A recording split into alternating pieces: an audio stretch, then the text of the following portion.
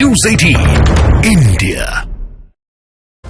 और इस बीच बात एक पॉलिटिकल ब्रेकिंग न्यूज की करेंगे। समाजवादी पार्टी कांग्रेस गठबंधन पर बड़ी खबर सामने आ रही है। एसपी कांग्रेस के बीच समझौता तय माना जा रहा है। समझौते का ऐलान किसी भी वक्त हो सकता है। हालांकि इससे पहले जानकारी ये आई थी कि सीट शेयरिंग को लेकर समाजवादी पार्टी और कांग्रेस के बीच में बात नहीं बन पा रही थी और इसीलिए अखिलेश यादव की ओर से कहा गया था कि भारत जोड़ो न्याय यात्रा में वो तब तक शामिल नहीं होंगे जब तक कि सीट शेयरिंग पर कोई बात नहीं हो जाती है। लेकिन अब जो जानकारी आ रही है वो ये कि समाजवादी पार्टी कांग्रेस के बीच समझौता तय हो गया है।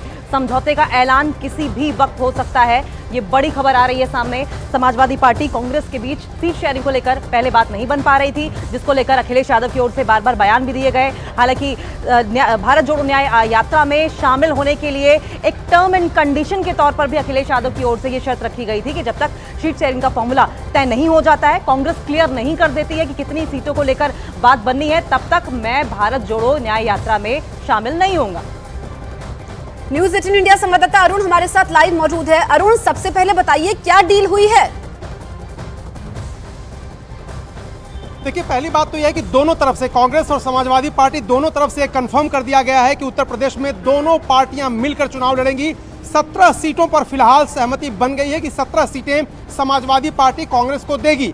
जो पेच फंसा था सबसे बड़ा, वो बनारस की सीट पर समाजवादी पार्टी ने उम्मीदवार घोषित कर दिया गया था, लेकिन बातचीत करने के बाद कांग्रेस को स्पष्ट कह दिया गया है कि यह सीट कांग्रेस को दे दी जाएगी। यानी प्रधानमंत्री नरेंद्र मोदी के मुकाबले कांग्रेस का उम्मीदवार खड़ा होगा और ज्यादा संभावना है कि अजय राय को वहां से पार्टी टिकट देगी। यानी वाराणसी की सीट समाजवादी पार्टी ने दे दी है कांग्रेस को। इसके अलावा अगर मैं बात करूं आपको, जो मुरादाबाद और रामपुर 2 सीटें मांग रही थी कांग्रेस, उनसे दावा छोड़ दिया है। यानी मुरादाबाद और रामपुर जो 2019 में समाजवादी पार्टी जीती थी, वही वहां पर लड़ेंगे चुनाव। इसके अलावा कांग्रेस आला कमान ने अखिलेश को जो सीटें दी थी उनमें 2 बदलाव मांगे थे। एक कि हाथरस समाजवादी पार्टी को वापस दे दे और सीतापुर ले लिया जाए।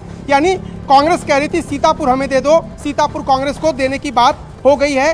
हाथरस समाजवादी पार्टी को वापस पिछली बार नैरेटिव सेट किया गया था कि यूपी के दोनों लौंडे एक बार फिर से साथ में आ रहे हैं। आपकी बार भी ऐसा दिखाई दे रहा है? क्या एंथुसियाज्म और तैयारी पिछले बार की तरह है या आपकी बार कुछ ढीला मामला लग रहा है?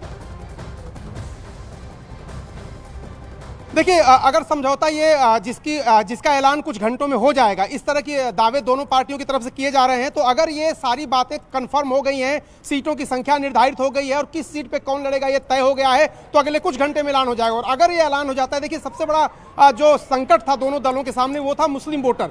अगर ये साथ नहीं लड़ते तो मुस्लिम वोटर बिखर जाते, जिसका फायदा बीजेपी को होता और बीजेपी के लिए थोड़ी बहुत मुश्किल पश्चिमी उत्तर प्रदेश से लेकर जो मुस्लिम बहुल सीटें हैं वहां पर इस मायने से हो सकती है कि समाजवादी पार्टी और कांग्रेस का एक ही कैंडिडेट होगा तो सारा वोट कंसोलिडेट होगा, इकट्ठा गिरेगा। तो एक मुश्किल जरूर ये भारतीय जनता पार्टी के लिए इस गठबंधन से हो सकती है कुछ सीटों पर। हालांकि भारतीय जनता पार्टी जो रणनीति अपना रही है वो एकदम अलग किस्म की है इस बार, और राम मंदिर के उद्घाटन के बाद उत्तर प्रदेश में एक अलग माहौल है। लेकिन समाजवादी पार्टी और कांग्रेस ने कम से कम, बिल्कुल अरुण, अब यही सवाल है कि ये गठबंधन कितनी बड़ी चुनौती बीजेपी को दे पाएगा। फिलहाल शुक्रिया आपका।